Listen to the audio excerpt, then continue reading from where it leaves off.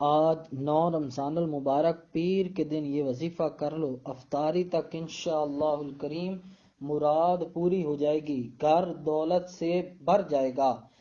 بسم اللہ الرحمن الرحیم۔ آج رمضان المبارک 9 رمضان المبارک پیر کے دن یہ وظیفہ پڑھ کر دیکھ لیں، دنیا جہان کے کام چھوڑ کر صرف چند منٹ کا یہ وظیفہ کر لو، وہ جو ساری عمر نہ مل سکا آج مل جائے گا۔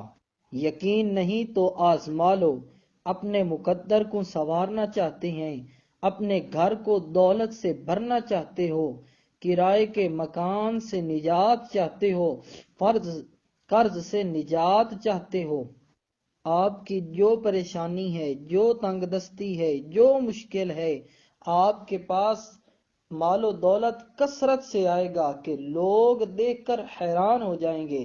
بس اس ویڈیو کو آپ نے 1 منٹ بھی سکپ نہیں کرنا۔ آج ایک ایسا پاورفل اور مجرب وظیفہ لے کر آیا ہوں۔ ناظرین کرام، رمضان المبارک ویسے تو ہر گھڑی اس کی برکتوں رحمتوں بری ہے، اور ہر وقت اللہ پاک کی رحمتیں چھما چھم برس رہی ہیں۔ اس رمضان المبارک میں 3 عشرے ہیں۔ پہلا عشرہ رحمت کا عشرہ ہے، دوسرا عشرہ برکت کا عشرہ ہے، تیسرا عشرہ نجات کا عشرہ ہے، آج رحمت والے عشرے کا 9 تاریخ ہے، اور 9 رمضان المبارک کو جو بندہ یہ وظیفہ پڑھ لے، موقع ضائع نہ ہونے دے، آج اس کا مقدر کا ستارہ چمک اٹھے گا، پورا سال گھر میں مال و دولت جمع ہو جائے گا۔ گھر میں بے برکتی ہے، برکت چاہتے ہیں، غربت نے ڈیرے لگائے ہوئے ہیں، نجات چاہتے ہیں، قرض سے نجات چاہتے ہیں، تنگ دستیوں سے نجات چاہتے ہیں، مصیبتوں پریشانیوں سے نجات چاہتے ہیں، تو یہ صرف چند منٹ کا وظیفہ کر لو۔ یقین نہیں تو آزما کر دیکھ لو، جہاں پر گمان بھی نہیں ہوگا وہاں سے اللہ پاک غیب سے رزق کے دروازے کھول دے گا، کاروبار کی رکاوٹیں فوری حل ہو جائیں گی، بندشیں ختم ہو جائیں گی۔ یہ وظیفہ کرنے کے بعد لوگ آپ کے پاس آ کر پوچھیں گے، اور آپ کی کامیابی کا راز انشاءاللہ الکریم پوچھیں گے۔ ناظرین کرام، ایسا پاورفل مجرب عمل ہے کہ بس ایک بار کر لو، پھر ساری زندگی سکون سے بیٹھ کر کھاؤ، پھر پریشانیاں تنگ دستیاں ختم ہو جائیں گی۔ کرائے کا مکان ہے تو وہ اپنا ذاتی مکان لینے والا بن جائے گا، تو دینے والا ہے وہ لینے والا بن جائے گا۔ اللہ پاک اتنا اس کو غیب سے عطا فرمائے گا۔ ناظرین کرام، وقت کی نزاکت کو مد نظر رکھتے ہوئے چلتے ہیں اپنے وظیفے کی طرف، مگر اس سے پہلے آپ اس چینل پر نئے ہیں اور آپ نے ابھی تک اس چینل کو سبسکرائب نہیں کیا، تو خدارہ اس چینل کو سبسکرائب کر لیں تاکہ ڈیلی بیسس پر آپ کو وظیفے بھیجتا رہوں۔ اب آپ نے سب سے پہلے نمبر پر کیا کرنا ہے، آپ نے اپنے مقصد کو خلوص نیت کے ساتھ کرنا ہے۔ اپنے مقصد کو ذہن میں رکھ کر آنکھیں بند کر کے سب سے پہلے آپ نے 3 مرتبہ نبی پاک صلی اللہ تعالی علیہ وآلہ وسلم کی ذات اقدس پر درود پاک پڑھنا ہے۔ درود پاک آپ کوئی سا بھی پڑھ لیں، آپ صلی اللہ علی محمد صلی اللہ علیہ وسلم پڑھ لیں، آپ صلی اللہ علیہ وسلم پڑھ لیں، یا آپ نماز والا درود پاک درود ابراہیمی پڑھ لیں، تو یہ سب سے افضل ہے اور اس کی فضیلت اور برکت بھی زیادہ ہے۔ تو ثواب کی نیت کے ساتھ میرے ساتھ بھی پڑھ لیجئے۔ بسم اللہ الرحمن الرحیم، اللہم صلی علی محمد وعلی آل محمد کما صلیت علی ابراہیم وعلی آل ابراہیم انک حمید مجید، اللہم بارک علی محمد وعلی آل محمد کما بارکت علی ابراہیم وعلی آل ابراہیم انک حمید مجید۔ یہ درود پاک پڑھنے کے بعد آپ نے سب سے پہلے نمبر پر جو وظیفہ کرنا ہے وہ وظیفہ سورۃ الفاتحہ اور قرآن کریم کی جو ابتدائی سورت ہے اس کی ایک آیت مبارکہ ہے.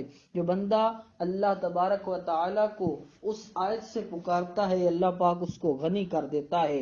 وہ آیت مبارکہ ہے مالکی یوم الدین. مالکی یوم الدین کا مطلب ہے کہ وہ مالک ہے یوم الدین، اس دن کا، یعنی یوم جزا کا. اب مالک یوم الدین کیسے پڑھنا ہے، کتنی بار پڑھنا ہے، ذرا توجہ کیجئے گا. مالکی یوم الدین ایک بار ہو گیا، مالکی یوم الدین دو بار ہو گیا، مالکی یوم الدین تین بار ہو گیا.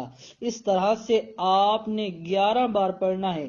ہاتھ کی انگلیوں پر پڑھ لیں یا تسبیح کے دانوں پر پڑھ لیں، صرف 11 مرتبہ آپ نے مالکی یوم الدین پڑھنا ہے. اور دوسرے نمبر پر جو وظیفہ آپ کو بتانے جا رہا ہوں وہ وظیفہ اللہ کریم کا صفاتی نام یا ملکو ہے. اس کو کیسے پڑھنا ہے، کس طرح پڑھنا ہے، ذرا توجہ کے ساتھ سنیے گا. یا ملکو ایک بار ہو گیا، یا ملکو دو بار ہو گیا، یا ملکو تین بار ہو گیا. اس طرح سے آپ نے ہاتھ کی انگلیوں پر پڑھ لیں یا تسبیح کے دانوں پر پڑھ لیں. اس یا ملک کو صرف 90 مرتبہ آپ نے آنکھیں بند کر کے پڑھنا ہے. اور یاد رکھیے گا کہ اس وظیفے کے دوران کسی سے کوئی بات چیت نہیں کرنی، خاموشی کے ساتھ خلوت میں علیحدہ تنہائی میں بیٹھ کر اس وظیفے کو کرنا ہے. اور جب 90 مرتبہ یا ملک کو آپ پڑھ لیں تب آپ نے وہی درود پاک جو عمل کے شروع میں پڑھا تھا وہ والا پڑھنا ہے. اب آپ کا عمل مکمل ہو گیا. اس کے بعد ناظرین آپ نے کیا کرنا ہے، آپ نے ہو سکے تو سجدے میں ہاتھ اٹھا کر اللہ تبارک و تعالی کی بارگاہ میں دعا کرنی ہے. اور دعا کیسے کرنی ہے، وہ آپ نے سب سے پہلے اپنے گناہوں کی معافی مانگنی ہے اور اپنے جتنے بھی گناہ کیے ہیں ان سے سچے دل اور خلوص نیت کے ساتھ توبہ کرنی ہے. کیونکہ کچھ گناہ ہوتے ہیں، گناہوں کی بنا پر اللہ کی پکڑ میں بندہ آ جاتا ہے. اور جب گناہ بندہ توبہ کر لیتا ہے تو اللہ تبارک و تعالی اس بندے سے، اللہ کی ذات اس بندے سے راضی ہو جاتی ہے.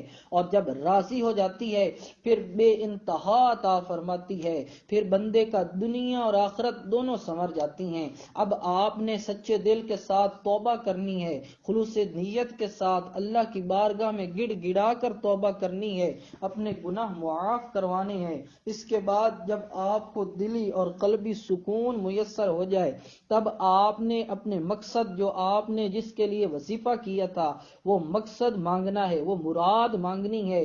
آپ پسند کی شادی چاہتے ہیں آپ وہ مانگ لیں، کاروباری مسائل کا حل چاہتے ہیں وہ مانگ لیں، غربت سے نجات چاہتے ہیں. ناظرین یہ اللہ والوں کو بتایا ہوا ایسا عمل ہے، اگر کوئی بندہ غربت سے نجات چاہتا ہے تو اللہ تبارک و تعالی اسے فوری طور پر غربت سے نجات عطا فرماتا ہے. اب آپ نے دعا مانگنی ہے اور دعا میں جتنے بھی مسائل ہیں، جتنے بھی پریشانیاں ہیں، یہ سب اللہ پاک سے مانگنی ہے. انشاءاللہ الکریم اللہ تبارک و تعالی فوری طور پر آپ کی وہ پریشانیاں دور کر دے گا اور آپ کو غنی کر دے گا. اور آپ کو اللہ پاک اتنا عطا فرمائے گا کہ لوگ آپ کی کامیابی کا راز پوچھیں گے. اللہ پاک ہم سب کا حامی و ناصر ہو. دعا ہے میرا سنانا اور آپ کا سننا اللہ کریم اپنی بارگاہ میں قبول فرمائے. آمین. جو مانگا ہے وہ اللہ پاک مقدر فرمائے. اللہ پاک ہم سب کا حامی و ناصر ہو. السلام علیکم ورحمۃ اللہ وبرکاتہ. ناظرین اگر آپ اس چینل پر نئے ہیں تو اس چینل کو سبسکرائب کر لیں اور اللہ تبارک و تعالی کے 99 ناموں میں سے